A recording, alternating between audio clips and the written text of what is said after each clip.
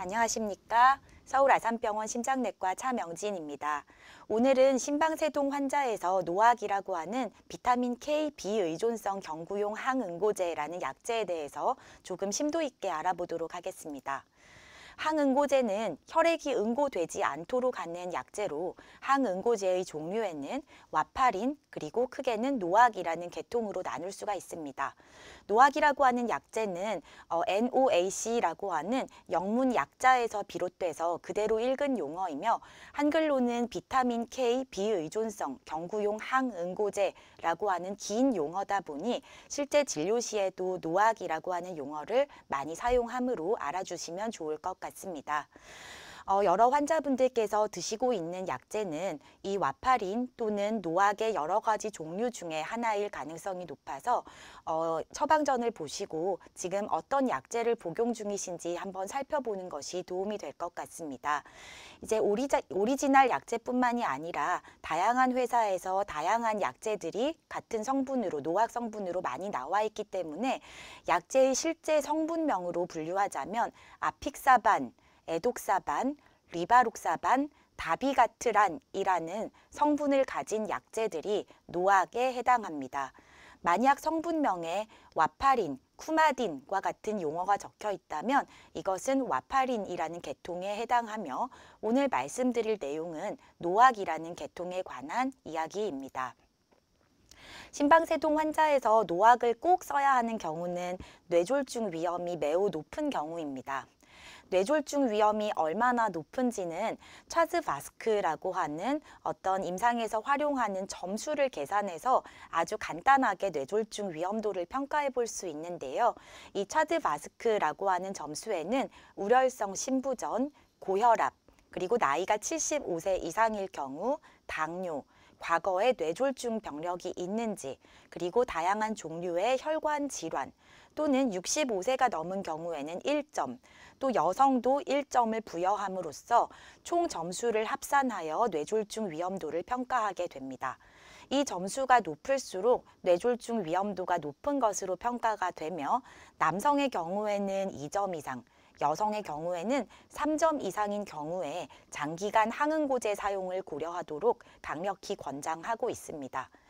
남성의 경우에 1점 부족한 1점, 여성의 경우에도 1점 부족한 2점 정도에 해당한다고 하더라도 항응고제 사용이 도움이 될 수 있기 때문에 이것은 개인적인 상황에 따라서 진료받으시는 선생님과 상의를 하셔야 될 부분입니다. 심방세동 환자라 하더라도 노악을 사용하면 안 되는 경우는 아래와 같습니다.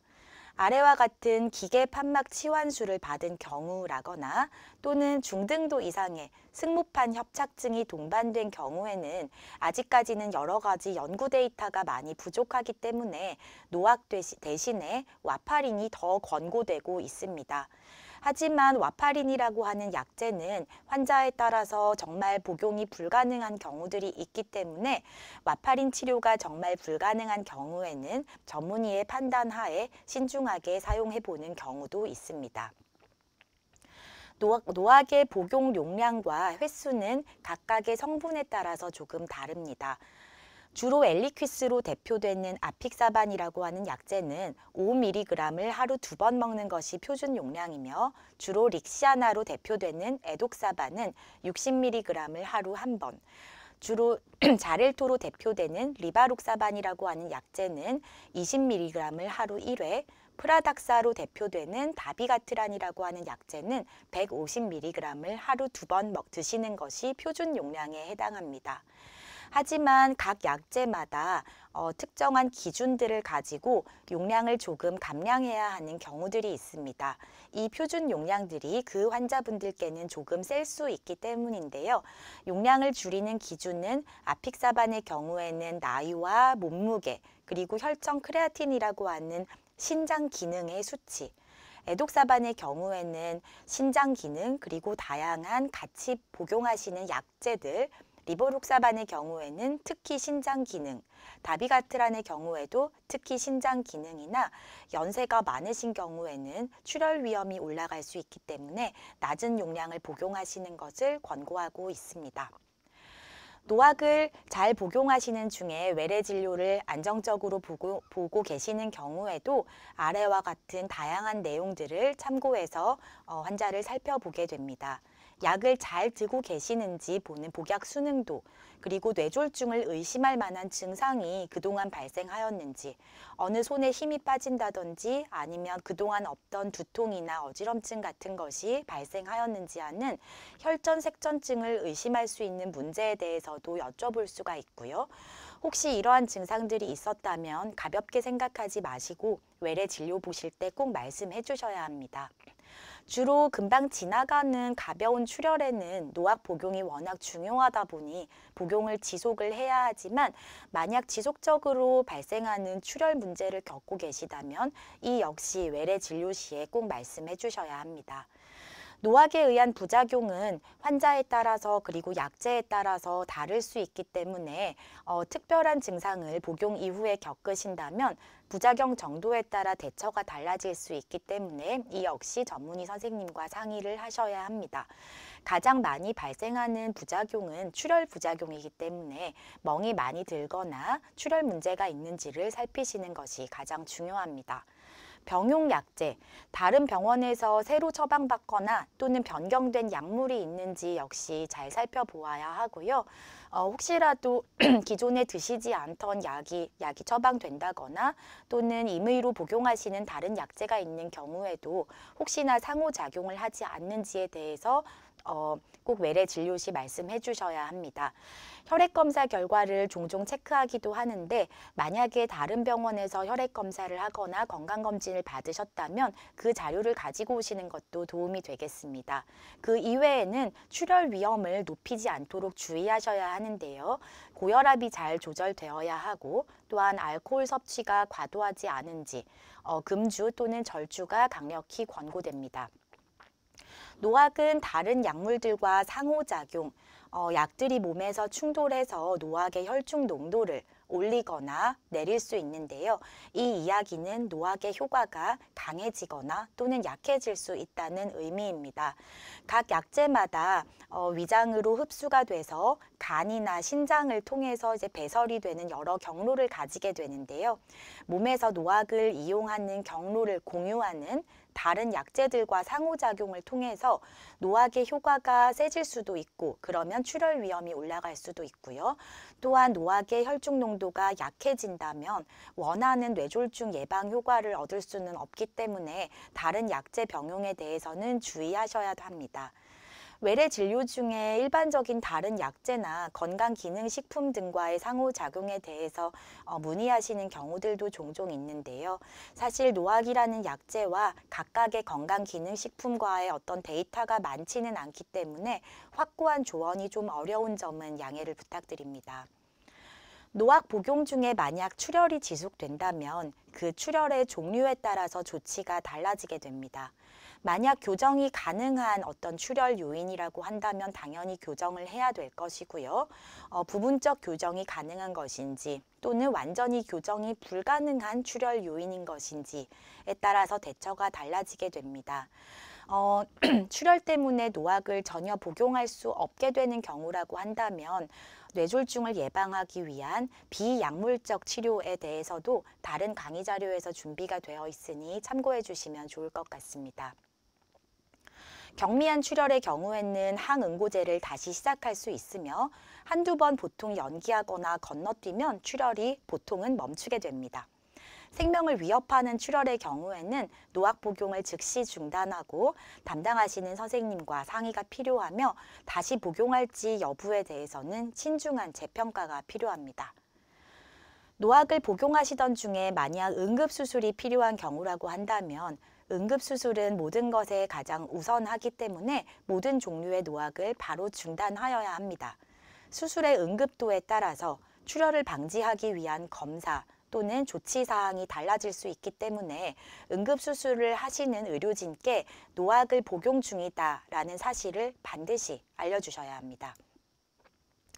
노악 복용 중에 이렇게 응급수술이 아니더라도 발치, 임플란트 또는 조직검사 등과 같은 침습적인 시술이나 수술을 계획하는 경우에는 항응고제를 잠시 중단했을 때의 뇌졸중 위험 정도, 그리고 수술의 그 출혈 위험의 정도를 잘 저울질하여 얼마나 중단할지를 결정하게 됩니다. 대부분은 하루 정도의 노악 중단이 필요한 경우가 대부분인데요. 상대적으로 덜 침습적이거나 또는 일부 출혈이 거의 없는 시술의 경우에는 노악 중단을 최소화하거나 또는 중단하지 않고 진행하기도 합니다. 출혈 위험이 중요하지 않거나 보통은 국소지혈이 가능한 경우에는 마지막 복용하신 이후에 12시간 내지 하루 정도가 흘러가면 노악의 피 속의 농도가 많이 떨어지기 때문에 대부분 큰 문제 없이 시술을 받으실 수가 있습니다. 보통 심방세동이 이제 고령의 환자분들께 많이 발생해 있기 때문에 신장질환 또는 간질환이 동반되어 있는 경우가 많이 있습니다.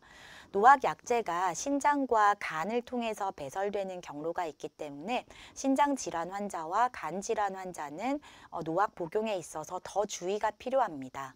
사실 신장 질환이 있으신 분들에 대해서는 전 세계적으로도 데이터가 아주 많지는 않아서, 또한 노악의 종류에 따라서도 신장에서 배설되는 그런 비율이 다르기 때문에 개별 환자의 상황에 맞게 상의하시는 것이 중요합니다.